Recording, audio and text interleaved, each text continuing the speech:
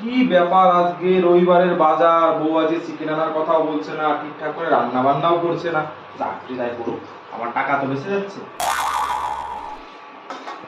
ইস, আজকে রবিবার, বরকে আমি চিকেন আনার কথা বলবো না, কেননা একটু ভাব নিয়ে চলতে হবে। অনেকগুলো না ব্লাউজ গড়াতে দিয়েছে, সেগুলো তো আনতে হবে, পয়সা লাগবে না?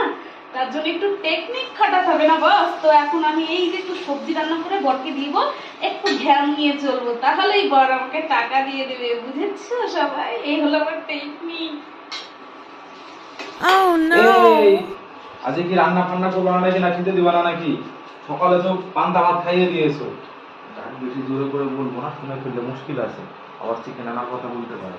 আর যেভাবে চলছে সেইভাবেই চলবে।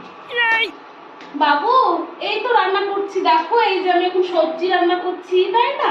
আজকে তো আমি তোমাকে চিকেন আনতে বলিনি, তাহলে ওই টাকাটা আমাকে দাও না গো।